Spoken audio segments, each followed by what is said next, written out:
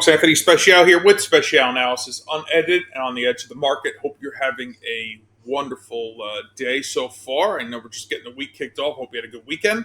So we are going to recap on our major markets as we typically start our week. Why do we do this? Well, we kind of get a feel for the temperament of the overall market. We're going to look at the Dow, the NASDAQ, the S&P, the Russell.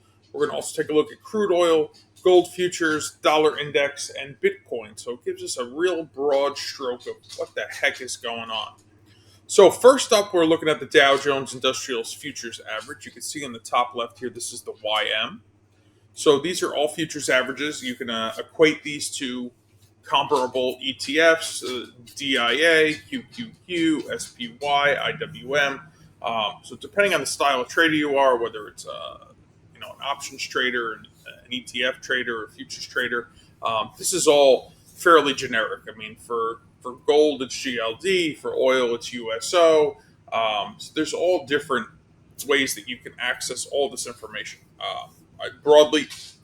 I use the futures market because that's the market I trade, but that doesn't discount all the other opportunities that exist.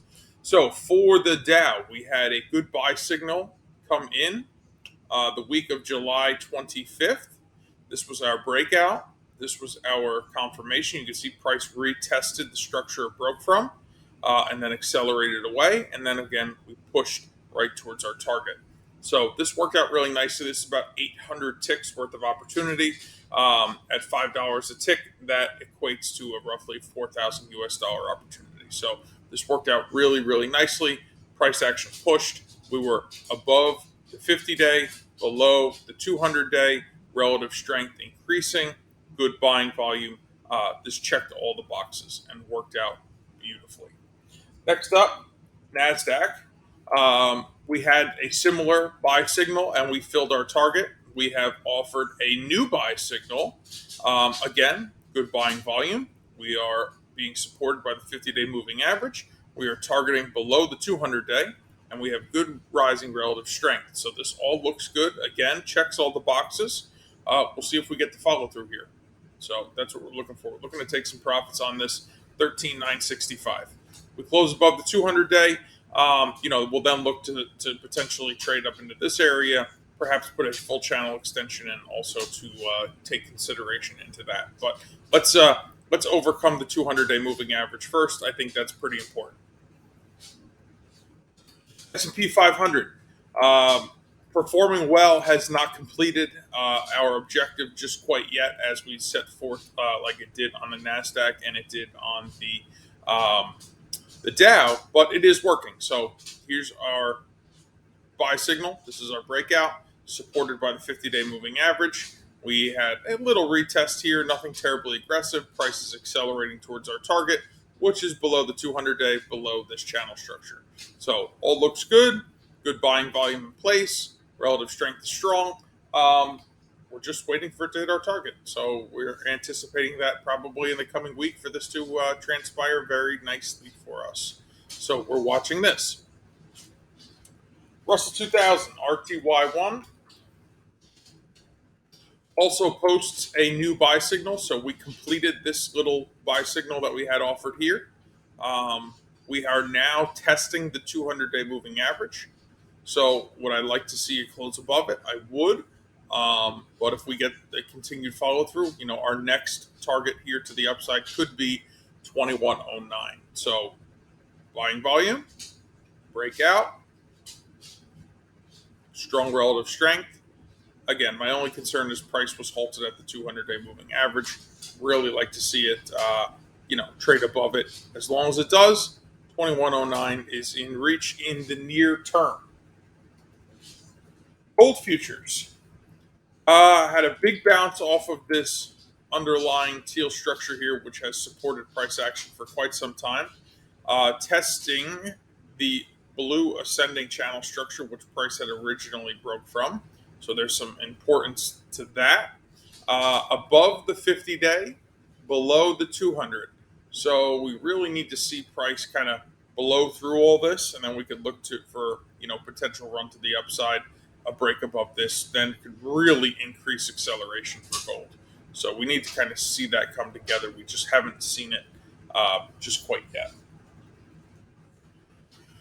Crude oil, uh, working nicely. Had a sell off here, so this was our confirmation to sell. 200-day moving average held price for 1, 2, 3 weeks before it finally broke through it. Price action this past week came back, retested this descending structure we have here in place, and then kind of pushed off a little bit. So again, we're just kind of looking for price to squeeze its way to the downside here. So we would need to see it break through this channel structure in order to see it rally again. So as long as this continues to hold right here, this could continue to squeeze this price to the downside. Relative strength is weak. Selling volume is present. So, we're on the right side of this trade. We're now below the 200, well below the 50. So we're going to watch to see if we get this to continue to push, to the downside here. Next up, dollar index. This had a good breakout back here. Price popped and then has since rolled over. Relative strength has weakened. Price is finding support here at these channel structures. Really, it's the 50-day that's holding it. If that doesn't hold, this likely fails. A mix of volume in here. We lost consistency after the breakout. So we had good buying volume going into the breakout, and then we lost it. We had some decent relative strength. You can see it was just starting to push, but this trade rolled over. So we'll see if this holds and then pops, or if it holds and then rolls. So we're watching that. And last but not least is Bitcoin. Prompted you all to a buying opportunity on the week of July 18th. You can see price action popped out of this downward channel structure and is now being supported by the 50-day moving average, which is this pink line right here. And price is pushing up towards our projected target, which is descending with a current price target at 27,000. So this could push and work out nicely, well below the 200-day. This little field here should yield us something. Got a little bit of strength coming in from relative strength. Some decent, some buying volume here. I don't want to call this significant, but it's there. And we'll see what happens. I mean, the technicals are kind of set up. So we're going to keep an eye on this, and we'll see how it plays out. So for that, it wraps up our weekly major market report, analysis, whatever you want to call it. And you're all set to get your week started. I hope it's a profitable week. I look forward to speaking with you again tomorrow. I got some cool trade ideas teed up for this week. And, with that, I appreciate your time as always.